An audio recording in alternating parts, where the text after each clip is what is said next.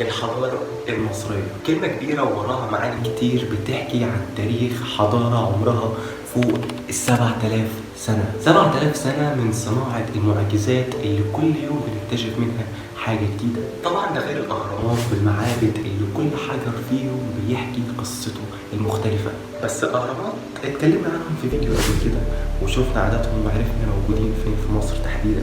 لكن أنا النهاردة جاي أحكي لك عن القطع الأثرية اللي بتزين كل متاحف مصر. وزي ما جدران المعابد في الأقصر مثلا بتحكي حوادثها الخاصة، فالتماثيل برضه واللي عادتهم تحت الأرض أضعاف من اللي اكتشفناهم واختراعهم في المتاحف ليهم حوادثهم الخاصة. حوادثهم الخاصة واللي بتحكي عن قد إيه الحضارة المصرية كانت حضارة عريقة وعظيمة.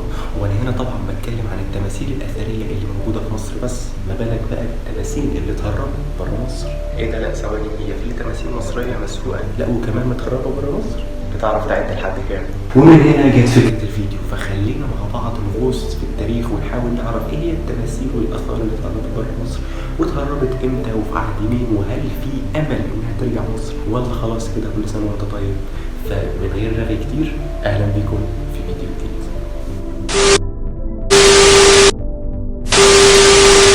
المعهد المصري للدراسات في أحد تقاريره بيجاوب على سؤال بيخص عدد الآثار المصرية اللي تم تهريبها في عدد كبير من الدول حول العالم واللي منتشرة فيهم بشكل كبير. وكانت المفاجأة هنا في الرقم اللي ذكرته التقارير دي اللي بتتكلم عن عدد الآثار المصرية اللي تم تهريبها، واللي قال إن عدد الآثار دي يتخطى 1,000,000 قطعة أثرية.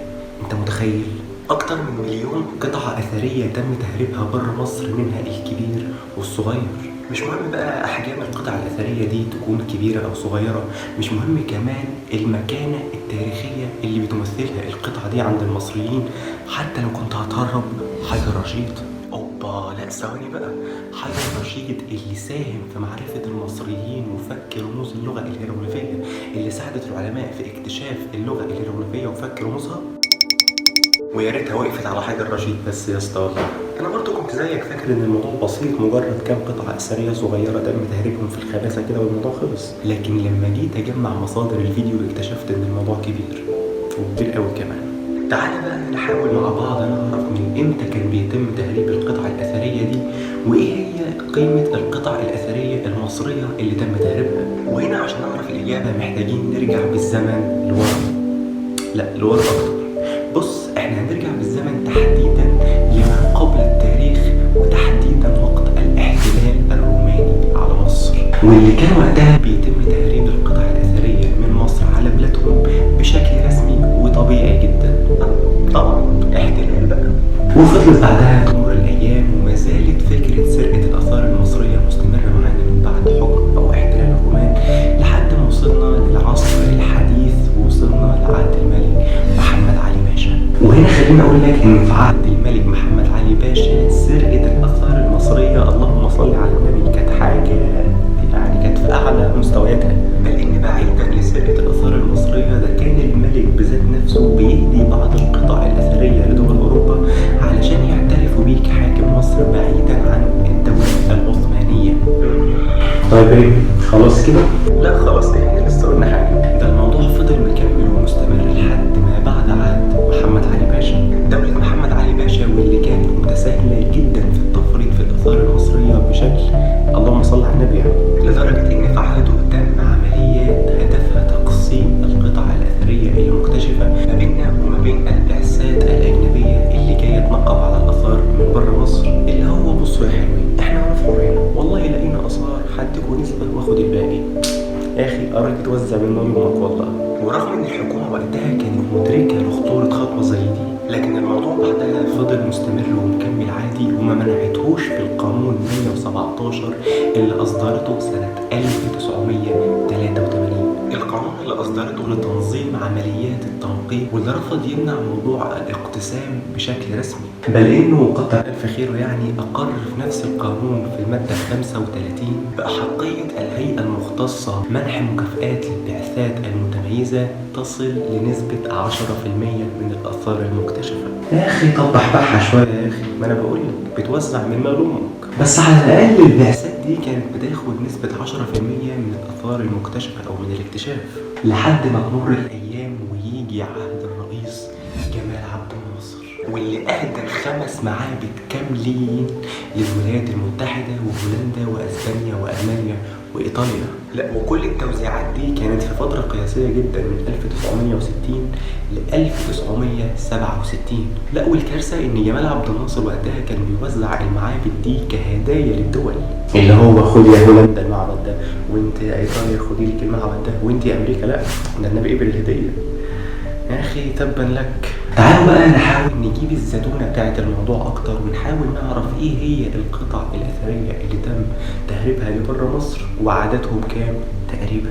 وهنا عاوزين على قد ما نقدر نحاول نمسك أعصابنا من الأرقام اللي هنسمعها، لأن أنت حرفيا عندك 52 متحف حول العالم فيهم حوالي 780 ألف قطعة آثار مصرية مسروقة ومتخربة. لا ثواني، أنت متخيل الرقم؟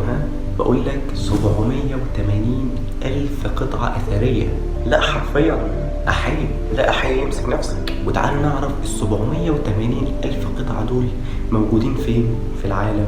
والله يا اسطى يعني هو الموضوع صعب، بس لو حاولنا نعرف أو نرتبها كده حسب الأولوية والأغلبية موجودة فين، فهيكون معانا في المركز الأول وهي بريطانيا، واللي بيضم متحفها الكبير لوحده في لندن 106 ألف قطعة. لا اوف، ايه امسك نفسك، ده انا لسه بقول لك 106 ألف في متحف واحد في بريطانيا، ده غير 169 ألف تانيين متوزعين على 6 متاحف مختلفة في بريطانيا برضه. ونروح بعدها للدولة التانية وهي الولايات المتحدة الأمريكية، واللي بتيجي في المركز التاني كأكتر دولة فيها قطع آثار مصرية متخربة، واللي فيها حوالي 220 ألف قطعة متوزعين فيها على 15 متحف. ده ناهيك طبعا عن المسلات الفرعونية اللي منتشرة بعدد كبير جدا في ميادين العالم، واللي منها في روما بس 13 مسلة فرعونية متوزعين على 13 ميدان. وناهيك كمان عن المسلات والمعابد والتماثيل الكبيرة اللي تم تهريبها من مصر من فترة ما قبل الميلاد. وده هينقلنا للنقطة التانية، ونحاول نجاوب على السؤال اللي بيقول ايه هي اهم القطع الاثرية المصرية اللي تم تهريبها. بصوا، مبدئيا خلينا نتفق على نقطة، وهي ان كل الاثار المصرية اللي متهربة بره مصر مهمة بلا استثناء، بس لو مشينا بقاعدة الأهم فالمهم، فهيكون معانا أهم القطع الأثرية اللي تم تهريبها بره مصر هو حجر رشيد، واللي موجود في متحف بريطانيا، واللي كان تبرير المتحف البريطاني لسبب وجود حجر رشيد فيه، وده حسب ما قال دكتور زاهي حواس، إنهم حصلوا عليه بناء على اتفاقية ما بينهم وما بين فرنسا. طيب يا عم الحاج، وهي فرنسا هل ليها الحق تديك حاجة مش ملكها أصلا؟ ده انتوا عالم بجحة. الفكرة ان حجر رشيد فعلا يعتبر حاجة مهمة جدا بالنسبة لنا وبالنسبة للحضارة المصرية، لان زي ما قلت لك هو اللي ساعد المصريين على فك رموز اللغة الهيروغليفية ومعرفتنا بحضارتنا اكتر واكتر. وده اللي خلى دكتور زاهي حواس يبدأ في تدشين حملة الكترونية هدفها هو مطالبة الدول اللي لينا عندها اثار بارجاعها بشكل رسمي. وكان من اوائل واهم القطع الاثرية اللي طالب بارجاعها دكتور زاهي حواس كان حجر رشيد والقبة السماوية اللي موجودة في متحف اللوفر في باريس. القبة السماوية واللي كانت موجودة في معبد دندرة، واللي تم سرقتها من المعبد وباعها لمتحف اللوفر في باريس، وتم استبدالها بشبيهة ليها وإرجاعها لمعبد دندرة من تاني. لا، وشايف البجاحة والتكنيك في السرقة؟ اتعلم يا ابني.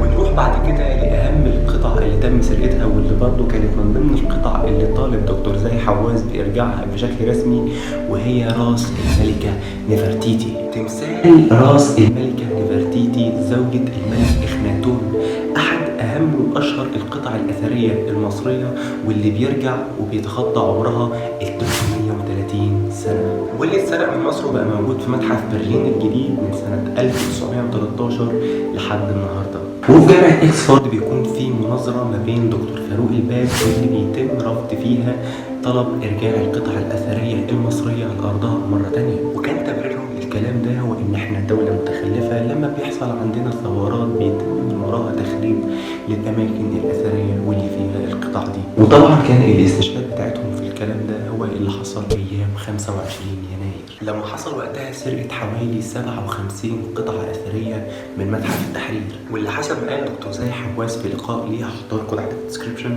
إن تم إرجاع عدد من القطع دي ما عدا 17 قطعة، ويعتبروا ال 17 قطعة اللي لسه ما رجعوش أقل أهمية من القطع اللي رجعت. وأنا بالنسبة لي مفيش حاجة اسمها أقل أهمية، دي قطعنا الأثرية وإحنا أحق بيها ومفيش كلام تاني. أما عن رد دكتور زاهي حواس عن كلامهم وسبب رفضهم للقطع الأثرية دي هي إن مصر حاليا بقى عندها أهم وأكبر المتاحف العالمية، واللي من ضمنهم تم إنشاء 22 متحف في مختلف محافظات مصر زي متحف السويس ومتحف الطيران وغيرهم، واللي على رأسهم طبعا هو متحف الفسطاط والمتحف المصري الكبير. أما عن المتحف المصري الكبير فده طبعا مش هنتكلم عنه لأنه محتاج فيديو كامل هنعمله قبل الافتتاح بتاعه بكام يوم، ونتكلم عن قد إيه المتحف المصري ده متحف عريق وكبير ويستحق إن هو يكون من أكبر المتاحف العالمية. وهنا نيجي للنقطة الأخيرة والحملة اللي عملها دكتور زاهي حواس علشان يجمع فيها 100,000 توقيع من العالم كله علشان يطالب بيهم بإرجاع القطع الأثرية المصرية المسروقة. مجرد حملة إعلامية سلمية بسيطة بنحاول فيها نسلط الضوء على القضية المصرية اللي بتخص سرقة الآثار المصرية اللي بقالها مئات السنين. ومن هنا أنت كمشاهد ليك دور معانا. افتح موقع change.org وشارك معانا بضم صوتك لينا علشان نساعد في حملة لو تمت ونجحت هنساعد في إرجاع ازدهار التاريخ المصري من جديد. ادخل وسجل في أقل من دقيقة علشان تكون واحد من ضمن آلاف بل ملايين هيساعدوا في حدث يرجع أمجاد الحضارة المصرية من جديد. بس قبل ما تقفل الفيديو وتروح للموقع ما تنساش تعمل سبسكرايب للقناة ولايك للفيديو وتسيب لي رأيك في الكومنتات تحت، واشوفك الفيديو اللي جاي وسلام عليكم.